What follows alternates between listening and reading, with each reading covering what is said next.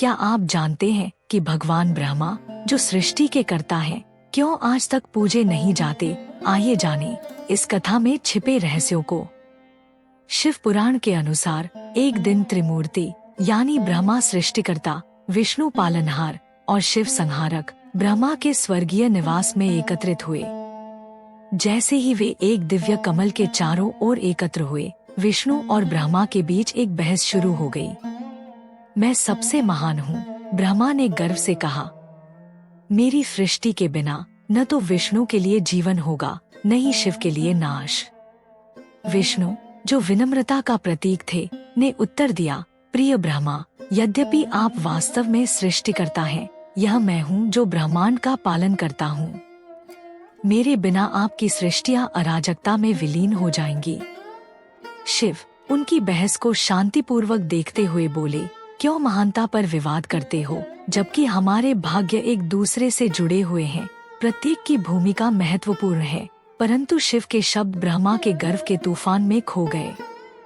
निराश होकर शिव ने इस बहस को छोड़ने का निर्णय लिया और वहां से ध्यान करने कैलाश चले गए। जैसे जैसे विष्णु और ब्रह्मा की बहस बढ़ी, वातावरण में तनाव बढ़ने लगा। अचानक एक चमकदार और विशाल अग्निगोले ने आकाश को चीर दिया, जो अनंत तक फैला हुआ था। उज्ज्वल लपटें नृत्य करती और लहराती विष्णु और ब्रह्मा के ध्यान को आकर्षित कर रही थी। अग्नि के गोले को देखकर ब्रह्मा की आंखों में महत्वाकांक्षा चमकी। उन्होंने विष्णु से कहा, आओ इस अग्नि के स्रोत का पता लगाएं। जो कोई इसे खोजेगा वही सबसे महान माना जाएगा। विष्णु ने सहमति व्यक्त की और दोनों देवताओं ने अपनी यात्रा शुरू की। विष्णु ने एक शक्तिशाली वराह का रूप धारण किया और पाताल की ओर यात्रा प्रारंभ की, जबकि ब्रह्मा हंस की सवारी करते हुए आकाश की ऊंचाइयों की ओर बढ़े। दोनों अपनी श्रेष्ठता साबित करने की इच्छा से प्रेरित थे। दिन रात में बदल गए, फिर भी कोई उत्तर नहीं मिला। अंततः विष्णु अपनी निरर्थक खोज से थके हुए अधोभूमि से बाहर आए। मैंने दूर दूर तक यात्रा की, विष्णु ने घोषणा की, परंतु मैं अग्नि के स्रोत को नहीं खोज सका। मैं स्वीकार करता हूँ कि मैं सबसे महान नहीं हूँ। ब्रह्मा ने जीत का अवसर देखकर एक कपटी योजना बनाई। जब वह आकाश में उड़ रहे थे, उन्होंने कोमल केतकी फूल को देखा, जिसकी खुशबू हवा में फैली हुई थी। तू मेरी गवाह बनेगी, हम मिलकर विष्णु को धोखा देंगे, उन्होंने कहा। उनके स्वर में कपट था। केतकी फूल के साथ ब्रह्मा नीचे आए और विष्णु से मिले। मैंने स्रोत को खोज लिया है, यह फूल गवाही देगा कि मैंने अग्नि के स्रोत को देखा है, उन्होंने केतकी फूल की ओर इशारा करते हुए कहा। विष्णु चौंकते हुए फूल को देखकर बोले, ब्रह्मा, तुम एक साधारण फूल पर कैसे निर्भर कर सकते हो? इसके पास देखने के लिए आंखें नहीं हैं। लेकिन ब्रह्मा अपने शब्दों पर अडिग थे और उन्होंने कहा, तुम बस मेरी उपलब्धियों से जलन कर रहे हो।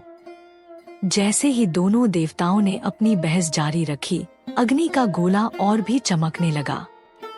ब्रह्मा और विष्णु ने यह नहीं समझा कि यह अग्नि का गोला कोई साधारण घटना नहीं थी, यह स्वयं शिव थे, जो इस रूप में उनकी बहस में हस्तक्षेप करने आए थे।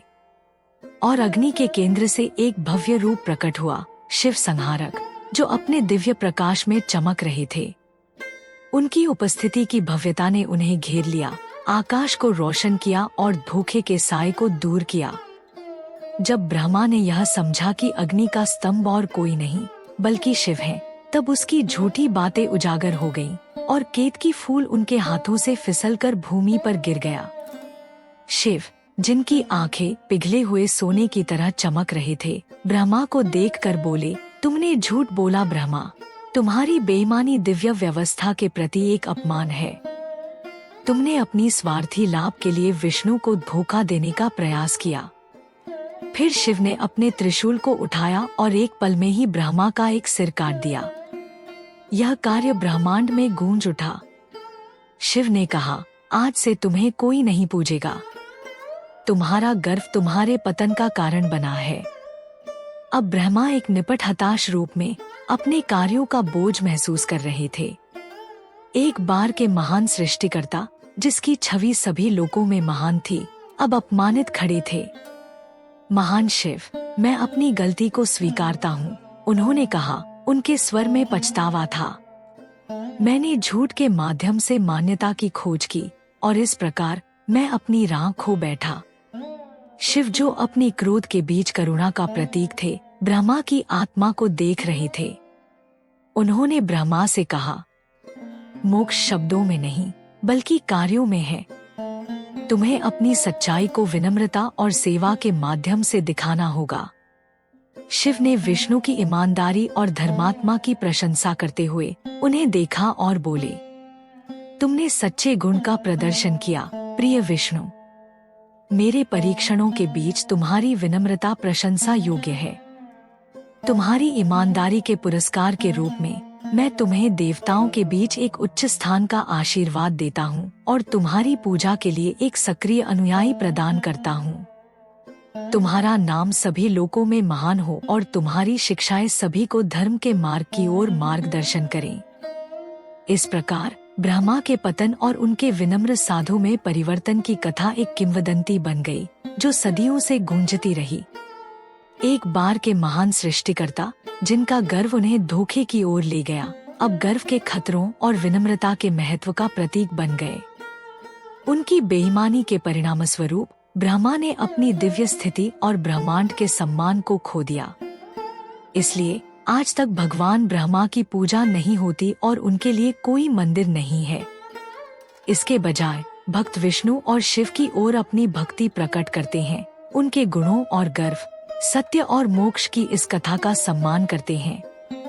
यही है भगवान ब्रह्मा की कथा, जो हमें सिखाती है कि गर्व नाश का कारण है और सच्चाई का मार्ग ही सच्ची महानता है।